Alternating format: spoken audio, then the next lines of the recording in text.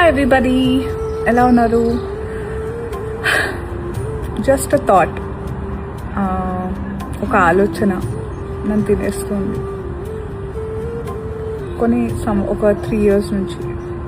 మీలో చాలామందికి తెలిసి ఉంటుంది, మా నాన్నగారు we lost him 3 years back. And అమ్మ చాలా అందంగా ఉంటుంది.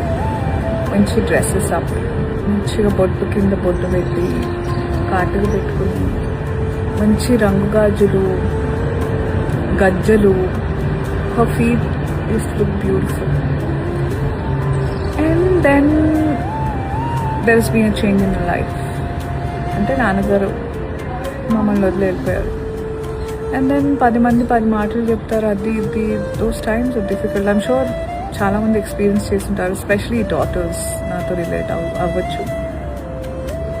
నన్ను తినేస్తున్న ఆలోచన ఏంటంటే, మనకి బొట్టు, కాటుక, గాజులు, గజ్జలు ఇవన్నీ అమ్మ పెట్టింది కదా.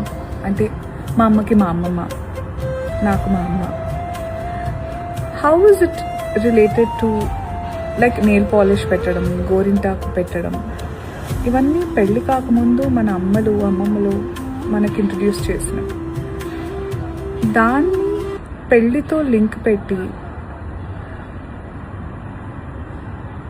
ఇఫ్ ఎనీథింగ్ అమ్మమ్మ చనిపోయినప్పుడు కదా అమ్మ ఇవన్నీ ఒకవేళ వదిలేసుకోవాలి అనుకుంటే చేసేది. How are they linking it to husband? And isn't it someone's personal choice?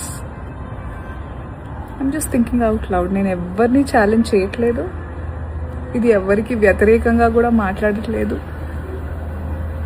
Just నాకు డౌట్ వచ్చింది.